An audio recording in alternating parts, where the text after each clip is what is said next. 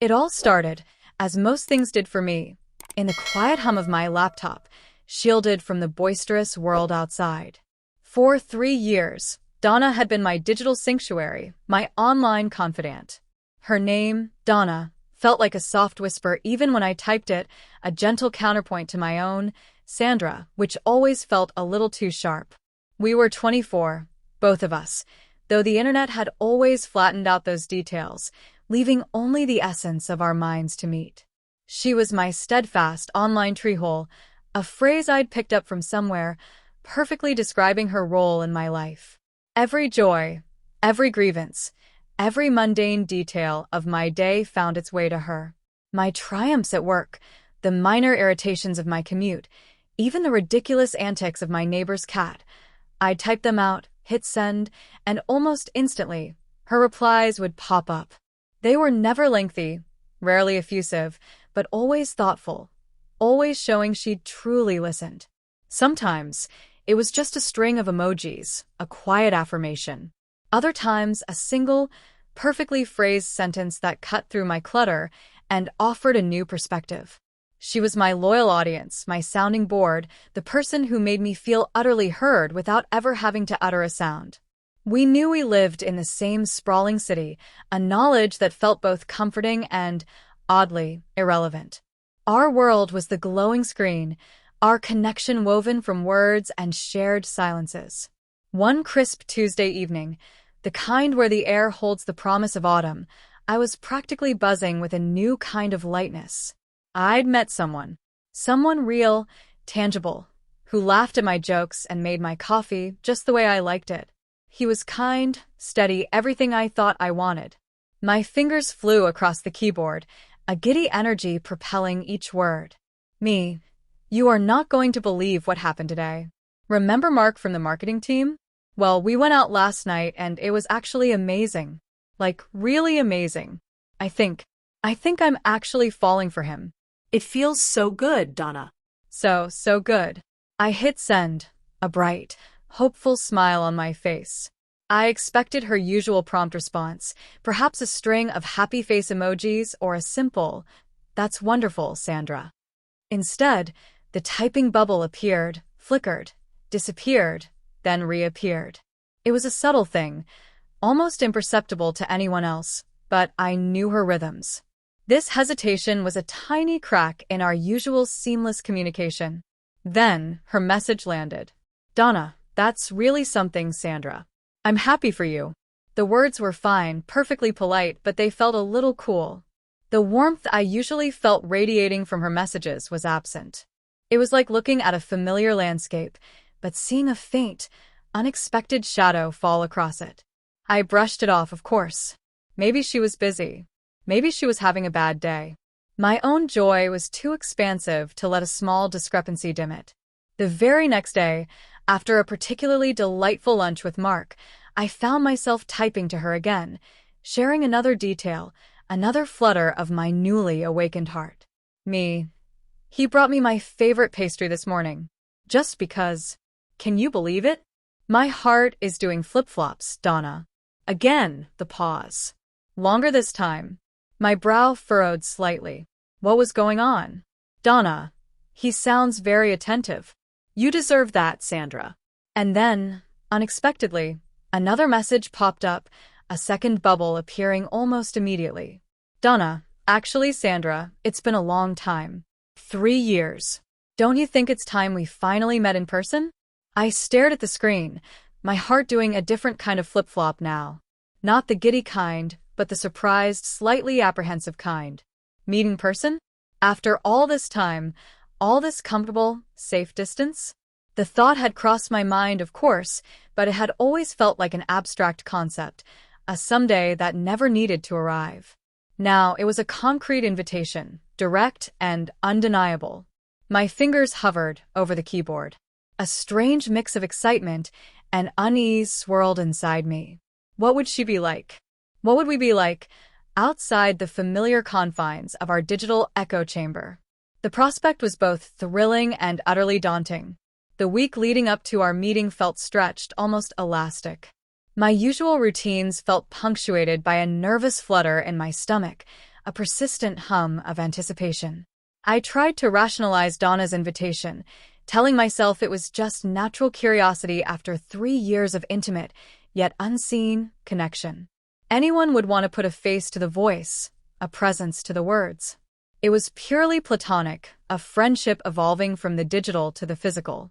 Yet, a subtle unease clung to me, a premonition I couldn't quite articulate.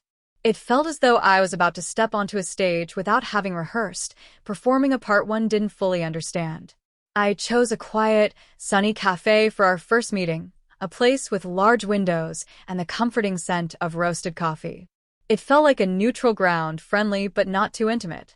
I arrived a few minutes early, clutching my mug of Earl Grey, my gaze drifting towards the entrance every few seconds. My imagination had, over the years, conjured countless versions of Donna, tall or short, dark-haired or light, reserved or vivacious. Each mental image dissolved as soon as it formed, leaving me with a blank canvas. Then she walked in. The moment the cafe door chimed, my breath hitched. She wasn't what I had imagined, and yet, she was exactly who I should have known she'd be. She moved with an understated elegance, her posture composed but not stiff. Her dark hair, a rich, deep brown, framed a face that was softer than I'd expected, yet held an undeniable intelligence in her gaze. Her eyes, a warm, inviting brown, scanned the room before settling on me. A gentle smile blossomed, transforming her features, chasing away any lingering nervousness I had. She wasn't strikingly beautiful in a conventional, loud way, but possessed a quiet, captivating charm that pulled you in. She wore a simple, well-fitting cream sweater and dark trousers, a subtle gold necklace gleaming against her skin. It was an outfit that whispered comfort and confidence, much like her messages. "Sandra?" she asked, her voice a soft melody, just as I'd always imagined it, calm, clear, with an underlying warmth. "Donna," I managed, a little breathless, pushing back my chair. We met halfway, a small, polite distance between us. Her hand, slender and graceful, extended towards mine, and the warmth of her touch, brief as it was, sent a gentle jolt through me. It was grounding, real. We settled into our seats, a slight awkwardness momentarily filling the space, quickly chased away by the sheer familiarity of our conversation. The cafe noise faded into the background as we talked, the words flowing effortlessly, as if we had simply paused a conversation mid-sentence years ago, and were now picking it right back up. We recounted shared memories from our online exchanges, laughing at old jokes, nodding in understanding over frustrations we'd already processed together. Her presence was comforting, a mirror reflecting back the best parts of our digital bond. The years of virtual interaction had, indeed, removed the initial awkwardness, leaving behind only the easy rhythm of two people who knew each other's minds intimately. It felt like a reunion with a long-lost friend, an effortless merging of our two worlds. As we spoke, I found myself observing her, taking in the small details. The way her dark hair fell across her cheek when she leaned forward, the expressive movements of her hands as she emphasized a point, the crinkling at the corners of her eyes when she smiled genuinely. She had a habit of tilting her head slightly when she listened intently, a gesture I recognized from her patient, thoughtful replies. At one point, as I was mid-sentence recounting a particularly amusing incident from my office, Donna reached across the table, her hand resting briefly, lightly on my forearm. "That sounds exactly like something you'd encounter," she said, a soft chuckle in her voice. The touch was fleeting, innocent, yet it sent a quiet warmth spreading through my arm, up to my shoulder. Her gaze, when it met mine across the table, lingered just a fraction longer than necessary. There was a depth in her warm, intelligent eyes that felt new, yet somehow familiar, as if they held a secret just for me. My heart gave a strange little lurch, a sudden, unfamiliar beat against my ribs. I quickly dismissed it. It was just the excitement of finally meeting, of seeing her in person, of solidifying a friendship that had, until now, existed only in the ether. This was just friendship, I told myself, a comforting, familiar bond finally brought to life. That first meeting in the cafe set a new precedent. The comfortable ease we'd found in person made it impossible to retreat back to solely digital interactions. Our once virtual world now bled into the tangible. We began meeting regularly, almost instinctively. Coffee in a quiet cafe gave way to strolls through a sun-dappled park, shared lunches at a bustling bistro, or quiet evenings with tea in a cozy corner of a bookstore. Donna's physical presence became a comforting, yet increasingly notable, constant in my life. Our conversations continued their effortless flow, delving deeper into our thoughts, our dreams, the quiet anxieties that buzzed beneath the surface of our lives. I found myself sharing more freely, the comfort of her physical presence making my words feel even more grounded, more real. She listened with the same patient intensity, her dark, warm eyes fixed on mine, absorbing every inflection, every unspoken sentiment. But there was a new element, a subtle undercurrent that started to hum between us. Donna's gestures became more frequent, more intentional, no longer mere accidental brushes. As we navigated the weekend crowds at the farmer's market, we'd sometimes step close to avoid others, our arms brushing lightly, a small, natural moment that felt surprisingly easy. When we pored over a menu, our fingers might tap the same spot on the laminated surface, a brief contact that made me pause for a breath. Once, as she pointed out a constellation during a late-night walk, her hand came near my face, a quick, harmless movement that made me notice the softness of her features more than usual. Her gaze, too, held a new intensity. It wasn't an overt stare, nothing to make me uncomfortable, but her eyes would hold mine for moments longer than simple politeness dictated. A warmth would flood them, a depth that seemed to convey an unspoken message, something raw and profound. Each time, my cheeks would warm, a subtle blush creeping up my neck. My breath would catch, a small knot forming in my chest. I registered these actions, of course. My mind, ever analytical, tried to explain them away. Donna was just naturally open, I reasoned. Some people were simply more expressive. Perhaps I was just overthinking, attributing too much to simple gestures. Yet, a deep, unfamiliar sensation stirred within me, a confusion I struggled to name.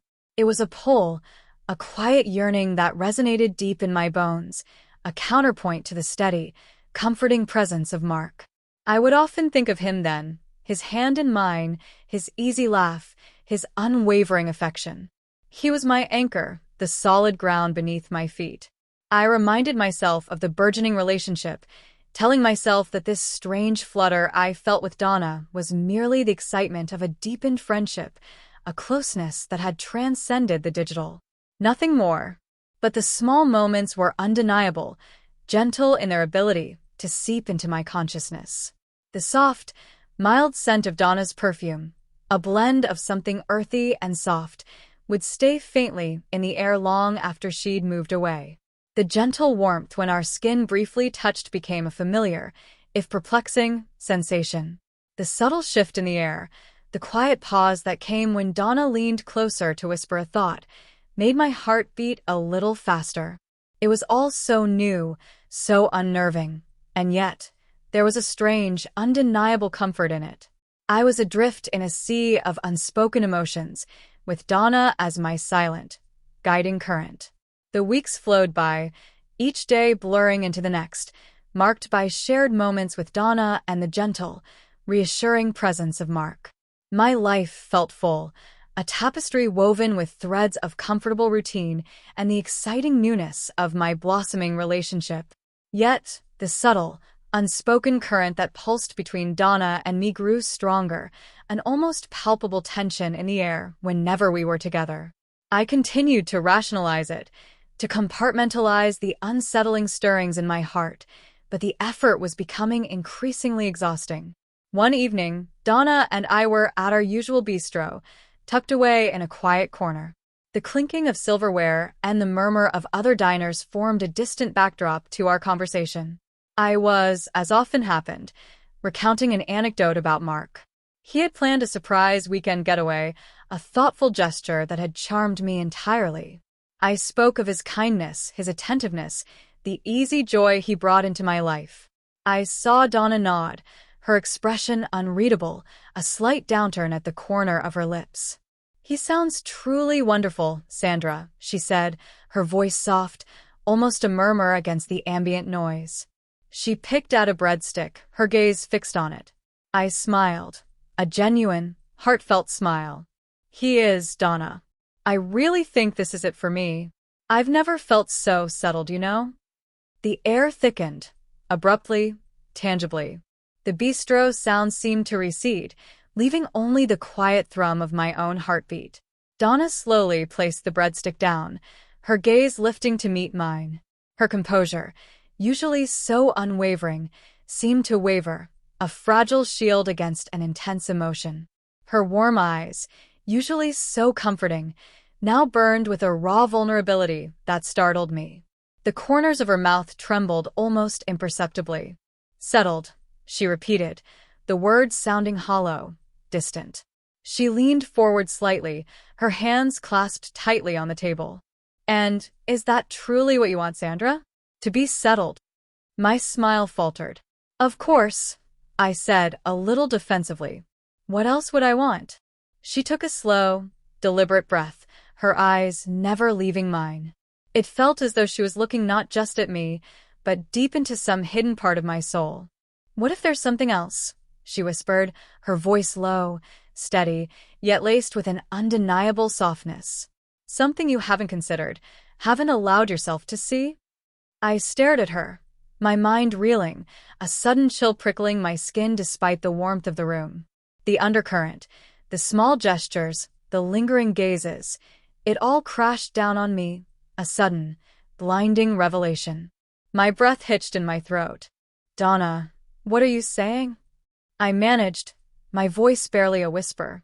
Her eyes, filled with a mixture of pain and a fierce, unwavering determination, held mine captive. "I'm saying," she began, her voice gaining a quiet strength, "that my feelings for you run deeper than friendship, Sandra. They always have. Even when we were just words on a screen. I am in love with you."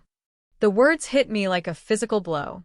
They shattered the carefully constructed reality I had so painstakingly built around myself. Shock rendered me speechless, my mind a tangled mess of disbelief, confusion, and a strange, undeniable flicker of recognition. It was as if a hidden door had suddenly swung open within me, revealing a chamber I never knew existed, filled with echoes of emotions I had vehemently denied. My world, stable just moments before, began to spin, tilting on an axis I had never anticipated. My heart pounded, a frantic drum against my ribs, echoing the chaos in my head. A profound silence descended upon our table, swallowing the last vestiges of the bistro's ambient hum. It was a heavy, suffocating silence, punctuated only by the ragged sound of my own breathing. Donna's words, so quiet yet so utterly shattering, echoed in the sudden void.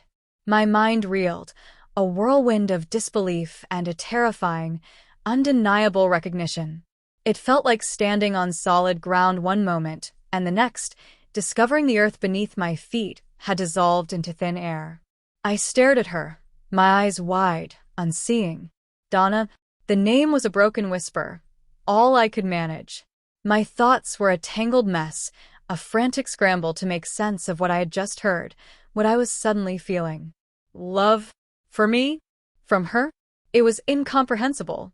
My neatly ordered world, complete with Mark and his gentle attentiveness, imploded around me. Donna, seeing the profound bewilderment, the shock etched onto my face, shifted. Her chair scraped lightly against the tiled floor as she leaned across the table, closing the small, safe distance between us. Her eyes, still vulnerable but now infused with a desperate kind of courage, held mine, pleading, understanding. "Sandra," she breathed, her voice a plea, a quiet yearning. Then, before I could process another thought, before I could articulate the whirlwind of confusion and fear that had erupted within me, she moved. We drew close. Her lips found mine in a moment that was both unexpected and deeply unsettling. It was a soft, brief press, a silent declaration that made my breath catch. My mind screamed to pull away, to protest, to reject this sudden intimacy. Every fiber of my rational being demanded retreat. This was wrong. This was forbidden. This was not who I was. But my body, unresponsive to my rational thought, remained still. Instead of pushing her away, I froze, a quiet warmth spreading through me, starting from my lips and radiating outwards. Her lips were soft, unexpectedly so, and the gentle pressure created a feeling I had never known. The kiss was disorienting, a jolt to my very core. It lasted only a few seconds, an eternity in the strange new landscape of my consciousness. When she finally pulled back, just inches away, her eyes still searching mine, my world tilted violently. The familiar ground beneath me was gone, replaced by a swirling vortex of conflicting emotions. The unfamiliar warmth, the unexpected softness, the undeniable pull. It clashed violently with every understanding I had of myself, of my identity. I felt like I was standing at the edge of an unknown precipice, the ground crumbling away behind me. The life I thought I was building, the love I thought I was finding with Mark, felt suddenly fragile, insignificant.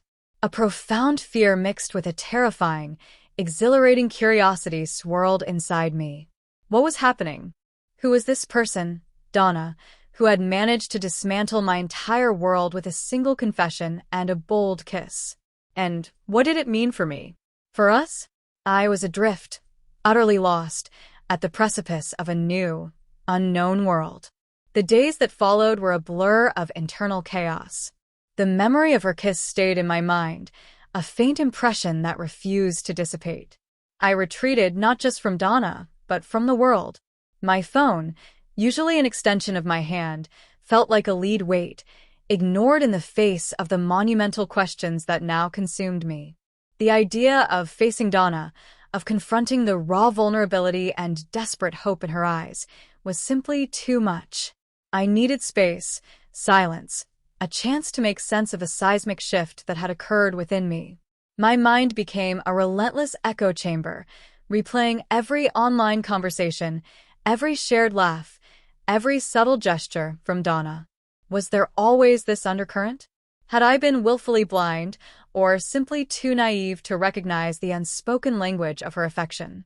I revisited moments, her quiet concern when I was stressed, the way she remembered tiny details about my life, the unwavering support that had been a constant in my digital existence. It was all there, laid bare, now seen through the prism of her confession. What I had always dismissed as deep friendship now felt charged, imbued with a different, more profound meaning.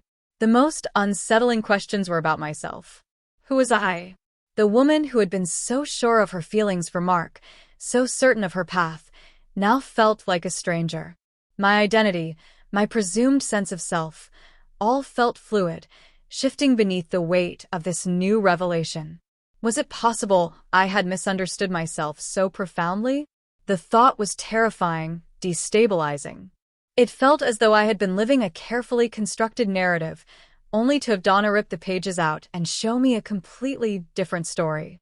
Amidst my internal turmoil, Donna's messages were sparse, gentle, understanding. No desperate pleas, no demands for answers, only quiet understanding. One read, "I'm here when you're ready to talk, Sandra. No pressure." Another, days later, "Thinking of you." Each message was a lifeline offered without pressure, a testament to her unwavering patience and the depth of her feelings. I felt the weight of that quiet patience, a balm to my bruised self-understanding. It made the confusion even more acute, for how could someone who caused such an upheaval also be such a source of quiet comfort? I grappled with the realization that my life, my presumed path, might be entirely different from what I'd imagined.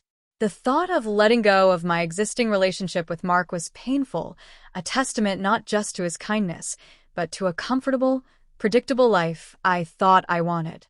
It wasn't about him being wrong, it was about me being irrevocably changed. The kiss, that brief, potent moment, had unlocked something in me, something I hadn't known was caged. I walked through my days feeling disconnected, haunted by the ghost of that moment and the echoes of a confession that had irrevocably altered the landscape of my heart. I was standing at a crossroads, and both paths felt terrifyingly unknown. The internal maelstrom couldn't last forever. The silence, the avoidance, the relentless self-interrogation, it was unsustainable. I knew, with a certainty that chilled me to the bone, that I could not continue my current relationship with Mark. Not with the memory of Donna's kiss still lingering, not with the undeniable stir her presence now evoked, and certainly not with the profound confusion and undeniable pull that had taken root deep within me. To continue would be a disservice to him and an unbearable lie to myself. The decision was difficult, fraught with a profound sadness for the path not taken, for the comfortable future I had envisioned. Mark was a good man, kind and steady, and the thought of causing him pain weighed heavily on my conscience. Yet I understood, with a clarity born of internal struggle, that this wasn't about finding fault. It was about an unexpected, overwhelming shift within my own heart, a change so fundamental it had redefined my sense of self. One quiet afternoon, I sat across from Mark in his apartment, the same apartment where we had shared so many easy, comforting moments. The conversation was understated, respectful, and tinged with the ache of parting. I chose my words carefully, focusing on my own internal shifts, on the profound personal realizations that had emerged. I spoke of confusion, of needing to understand myself in a new way, of not being fair to him by pretending to feel something that was no longer whole. There were no accusations, no grand pronouncements, just a heavy-hearted honesty that felt both liberating and devastating.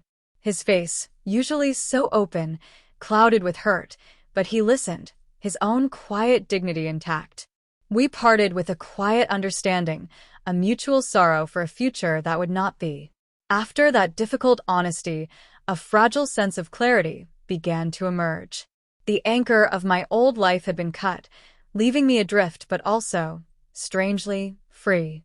It was terrifying, this newfound freedom, this vast, uncharted sea of possibility. My unsteady resolve solidified. I knew I had to face Donna. I had to confront the truth of my emotions, whatever they might be. With a deep breath, I picked up my phone. My fingers, still unsteady, typed her name. Donna, can we talk? In person. Her reply was almost instantaneous, a stark contrast to the earlier pauses. Donna, yes. Whenever you're ready. We met again at the same cafe, the place where our physical world had first intersected. This time, there was no small talk, no reminiscing about online jokes. The air was charged, thick with unspoken feelings. I looked at her, truly looked at her. Her face was etched with a quiet concern, her warm eyes searching mine, patient, unwavering. I ended things with Mark, I said, the words coming out in a rush, a quiet confession of my own. My voice was raw, vulnerable. I couldn't pretend anymore. Not after everything. Donna simply nodded, her gaze soft, understanding. She didn't press, didn't demand explanation. She simply waited. I'm so confused, Donna. I continued, my voice barely a whisper. The words poured out, a torrent of fear, self-doubt, and the shocking realization of an unexpected attraction. I don't know who I am anymore. I thought I knew what I wanted. And then you said those things. And then I trailed off, the memory of her kiss still a potent, unsettling force. And then I felt something. Something I didn't expect. Something I've never felt before. Donna reached across the table, her hand gently covering mine. Her touch was steady, reassuring. It's okay, Sandra, she said, her voice a low, comforting murmur. It's okay to be confused. It's okay to feel things you didn't expect. All I ask is for you to be open to it. Open to yourself. Her eyes held mine, reflecting not judgment, but an unwavering affection, a deep understanding that seemed to reach into the very core of my fractured self. In that moment, surrounded by the quiet hum of the cafe, I felt a fragile, trembling hope begin to stir. That conversation in the cafe marked a profound shift. The boundaries of friendship, once so rigidly defined, had dissolved, replaced by a delicate exploration of something new and profound. I was a raw nerve, exposed and vulnerable, and Donna's presence became a quiet anchor in my tumultuous sea. Our interactions became a series of tentative steps, each one imbued with a new weight, a new significance. We still met for coffee, for walks in the park, but now there was an unspoken language that hummed between us. My gaze would often drift to her, studying the curve of her smile, the thoughtful furrow of her brow, the way her hand moved when she gestured. Every detail felt suddenly amplified, charged with meaning. I slowly, tentatively, allowed myself to feel, to trust this unexpected connection. Donna's unwavering patience became a balm to my bruised self-understanding. She never pushed, never demanded, simply existed as a steady, comforting presence, allowing me the space to grapple with my own burgeoning emotions. We would sit close, sometimes in comfortable silence, sometimes talking for hours. Our hands, once merely brushing, now found their way to each other, fingers lacing together, a simple gesture that spoke volumes. The warmth of her palm against mine felt like a silent agreement, a new kind of intimacy that transcended words.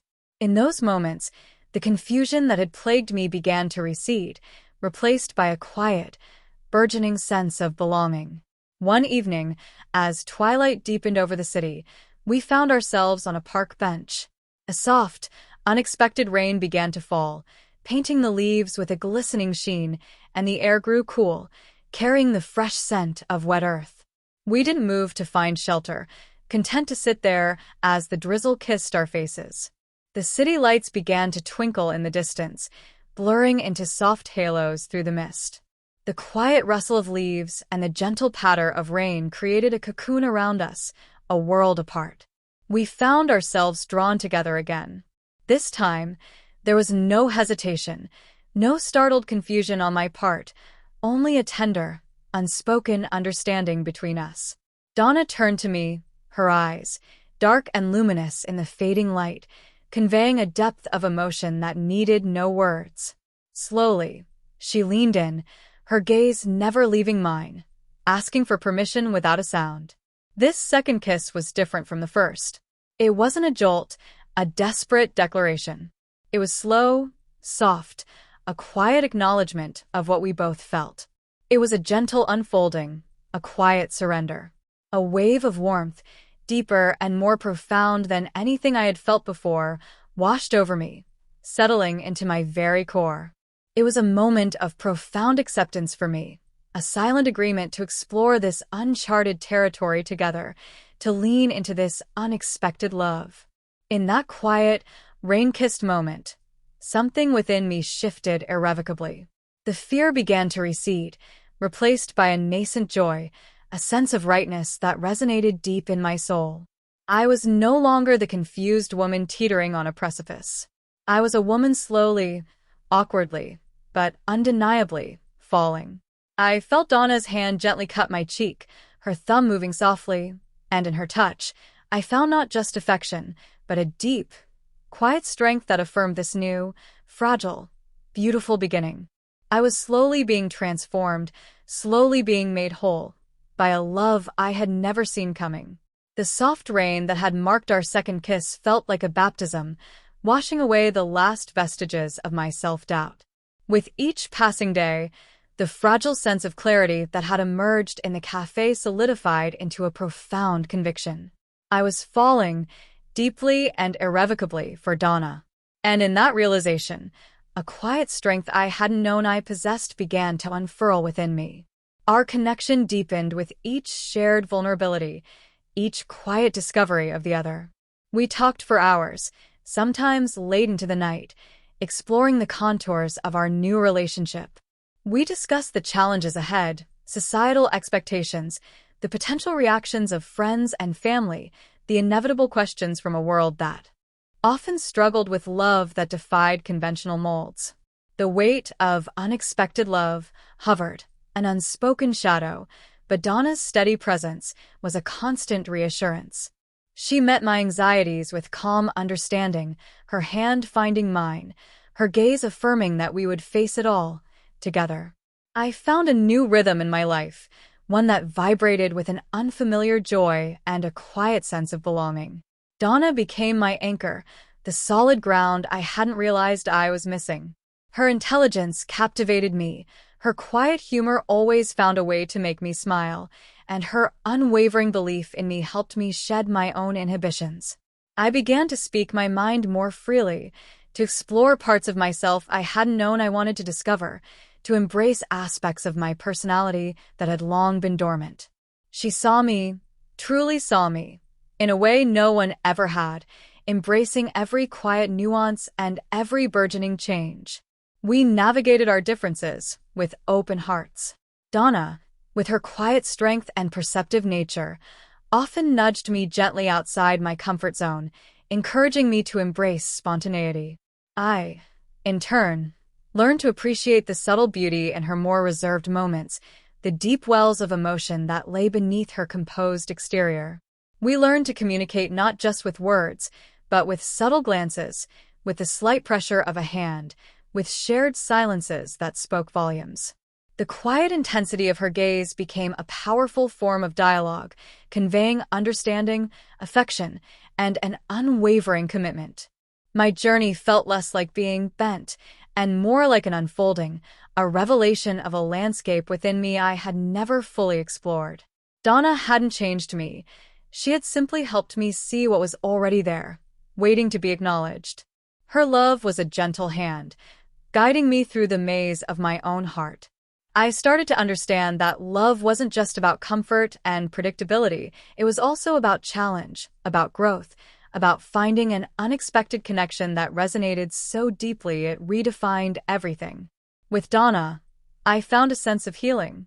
Past anxieties, subtle insecurities I hadn't even recognized, began to dissipate under the warmth of her acceptance. She held space for my quiet moments, for my occasional bouts of introspection, always there, always understanding. It was a profound kind of solace, a quiet strength that emanated from her, seeping into me, making me feel whole. I discovered a resilience within myself I never knew I possessed, a capacity for love that stretched beyond the confines of what I had once believed. The world still had its uncertainties, but facing them with Donna by my side felt less daunting, more like an adventure I was finally ready to embrace. Looking back, the past few months felt like a lifetime compressed into a short span, a whirlwind of emotional upheaval and profound self-discovery. The woman who had announced her love online, so certain of her path, felt like a distant echo. The woman I was now stood on firmer ground, truer, more whole, forged in the crucible of unexpected attraction and brave vulnerability. Donna, my quiet, online confidante, had become the anchor I never knew I needed, guiding me not to a predetermined destination, but to a love I never expected, a life I hadn't dared to dream. I found acceptance within myself, a quiet peace that settled deep in my heart. The initial confusion and fear had given way to a profound sense of clarity. My attraction to Donna wasn't a phase or an aberration. It was an undeniable truth that had always been simmering beneath the surface, waiting for the right person to awaken it. It was a love that had blossomed from the most unexpected soil, growing strong and vibrant despite its unconventional roots. Our path was not without its uncertainties, of course. We understood that the world, with its ingrained expectations, might not always be gentle. But facing it with Donna by my side felt less daunting, more like an adventure we were embarking on together. We had learned to lean on each other, to find strength in our shared connection. Her quiet support had become the bedrock of my newfound confidence, and my burgeoning openness had, I hoped, offered her a different kind of solace. There were still quiet moments, of course, when I would sit and simply observe Donna. I would watch her as she read, a soft smile gracing her lips, or as she worked, her brow furrowed in concentration. The way she tucked a stray strand of hair behind her ear, the gentle tilt of her head when she listened, the quiet grace of her movements, every detail was etched into my heart, a testament to the profound shift in my perception. My silent observations, once a habit born of online distance, now became a loving appreciation for her tangible presence, for the vibrant reality of her. Our future was an open horizon, stretching out before us, vast and full of possibility. We had no grand plans, no strict blueprints, only a shared commitment to navigate it together, hand in hand. The quiet joy of our unexpected connection was enough. I looked at Donna, a profound gratitude swelling within me, for her patience, her courage, and for seeing something in me that I hadn't seen in myself. Some of the best journeys, I had learned, begin with an unexpected turn, leading you to a destination far more beautiful and fulfilling than anything you could have ever imagined. My heart, once guarded and narrowly defined, now beat with a vast, open love, ready for whatever the unfolding canvas of our lives would bring.